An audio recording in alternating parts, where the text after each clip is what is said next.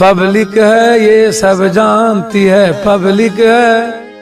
हजी अंदर क्या है, अंदर क्या है, बाहर क्या है, सब जानती है, पब्लिक है। सर ये सब जानती है, चिंता मत कीजिए। जी हाँ, सिर्फ एक सवाल आप सबसे, हम सब जिनको वोट देके सत्ता में लाते हैं, क्या वो हमारी सहायता कर पाते हैं? नहीं, उनका हर एक वादा झूठा होता है और सिर्फ वोट के लिए वादा करते हैं। जी हाँ, और साथ देते हैं सिर्फ गिने चुने हुए नेता, उनमें सबसे आगे होते हैं पप्पू यादव जी। आइए इस बार पप्पू यादव जी को सपोर्ट करते हैं। हम हैं बिहार के सुनो रे जनता, नीतीश कुमार से अब राज नहीं चलता। क्या भाई सही कह रहा हूँ ना? हाँ, हम हैं बिहार के सुनो रे जनता, नीतीश कुमार से अब राज नहीं चलता। अब भाव खाता है पुलिस दरोगा और डीएम। क्या भाई कुछ गलत नहीं कह रहा।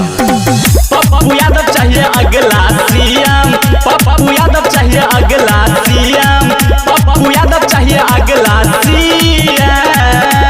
जी हाँ, याद कीजिए जब पटना में बाढ़ आया था तो सबसे आगे आपके मदद के लिए कौन आया था? जी हाँ, पप्पू यादव आया था। जी हाँ, पप्पू यादव आया था। इसीलिए देख लिए सभी को इस बार तो सिर्फ पप्पू को मौका देना है।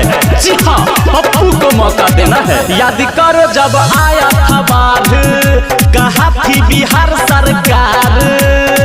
पप्पू यादव से नहा बन के किए थे हम सबसे प्यार। याद कीजिए उस दिन को, याद करो जब आया था बाढ़, कहाँ थी नीतीश सरकार?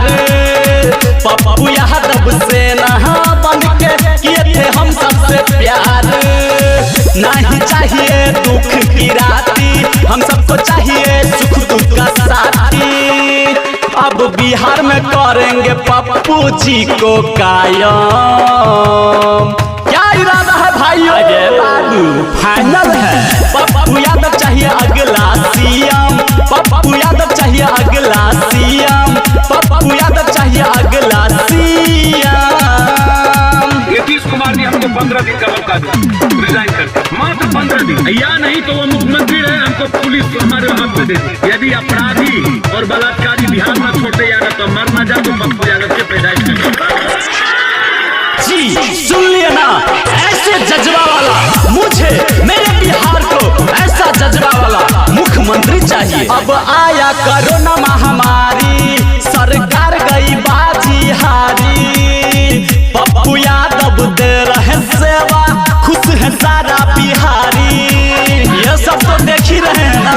अब आया कोरोना महामारी, सरकार गई बाजी हारी, पप्पू यादव दे रहे सेवा, खुश है सारा बिहारी।